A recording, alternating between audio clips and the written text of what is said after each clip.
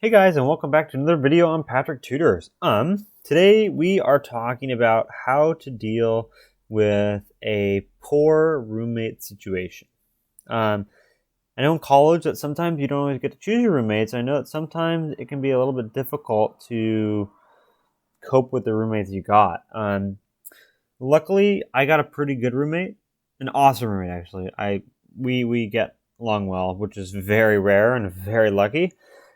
So I'm very happy with that. But I know that like some of my friends are very mad with the roommates they got because they don't mix well and they don't get along well. Yeah, so that's what we're talking about today. I just want to invite you guys to take a deep breath. Just breathe in, hold it, breathe out. Whew. I know that most of us here today are in finals week, and we're all doing great.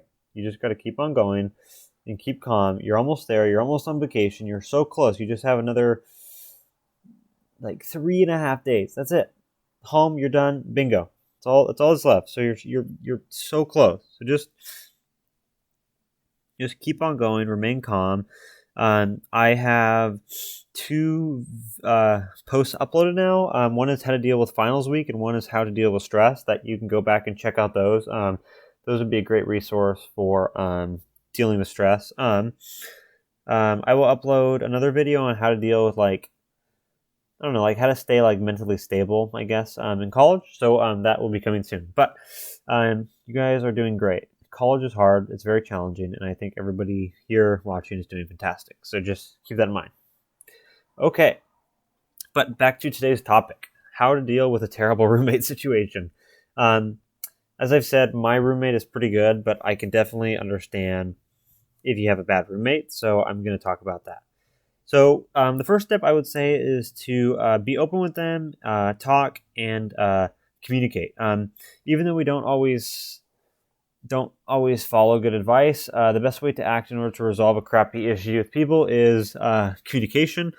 Without it, we end up exhibiting passive-aggressive behavior, which might seem like it helps, but in the end, it definitely makes things a lot worse. When you're upset with something your roommate has done or not done, first calm yourself down so you don't bring emotion to the conversation.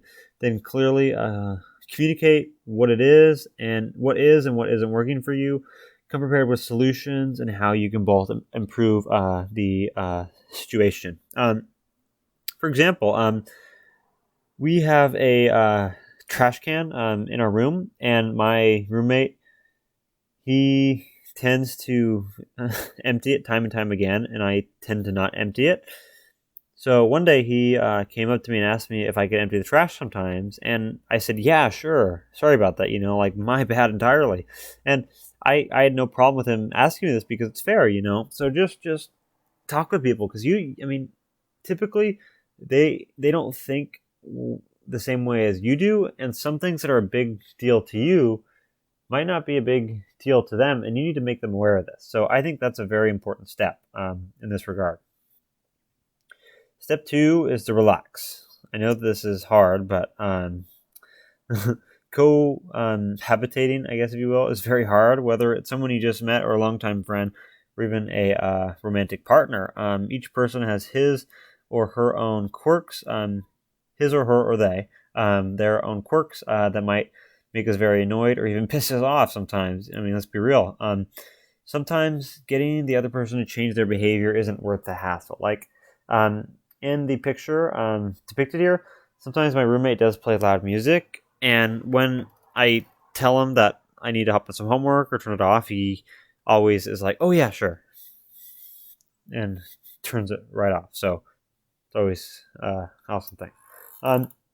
If both of these strategies don't work with you, I would say possibly consider making a change. Sometimes there's just no other options. Someone has got to go sometimes when none of the other solutions have worked. It's time to calmly talk about you leaving. As a rule, whoever is the primary name on the lease slash tenancy agreement would stay on the property just to avoid headaches with paperwork and changing the agreement with the landlord, but it's not necessarily a must. And that's mainly for students living in off-campus or housing that is a apartment. But I guess this applies to people who aren't just in college. Yeah, but for me, like I'm in the dorms right now.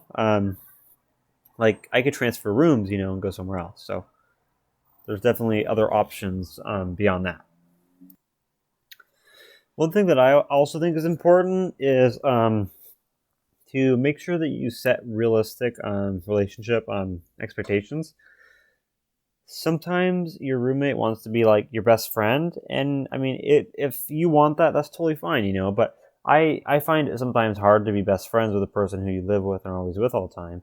Like sometimes you might want to diversify who you hang out with. So I I mean, yeah, I mean, obviously you want to be friends with your roommate, but you also want to have people outside of your roommate who you hang out with, because you might get tired of each other after a while, of always being in the same room, always hanging out, always doing things together.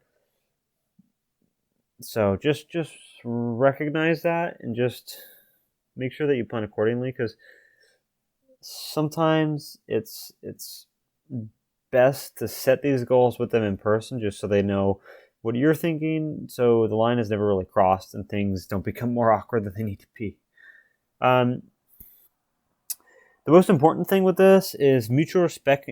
Mutual respect and compromise are paramount in a roommate relationship. Dr. Frederick Newman wrote about approaching a co-living situation, and he said he basically stressed respecting each other's space by not entering another's room or room space when they are not present, and recognizing that dealing with certain traits like messy or neat will require compromise. Following through on obligations like paying your portion of the rent or doing your share of chores without being reminded is simply respectful. He also urges roommates not to be scorekeepers, expecting a return for every favor, which sets up disappointments and hard feelings. Another thing that might be helpful for some people is scheduling regular house meetings. What this means is that you schedule a meeting with like your roommates, and you all come together in a living room, and you basically talk about problems that are happening that you think they are. And what this does is it allows a space for you to talk about problems without needing to talk about them when they're so bad that you have to, basically. So it gives you an opportunity to talk about them before they're really bad. It also allows you to solve potential problems earlier before like a relationship might be unmendable. The last thing I have for today is coming up with like a roommate agreement. The best way to avoid conflict from the beginning and even resolve it after you've been living together for a while is to work through a roommate agreement. This will basically give you an opportunity to discuss situations like in a business-like manner without emotion getting in the way. I think it's a very smart idea because it sets like the rules in like a contract form, which means that they have to follow them pretty much. And I think that's really good. I think that's pretty much all I can think of. I hope you guys always get a good roommate, obviously, but sometimes it's not always the case. But there are ways to solve the problem, and just remember that it's not all hopeless. So thank you guys so much for watching. Good luck with the rest of your finals. Remember to stay strong and keep calm and carry on, as they say.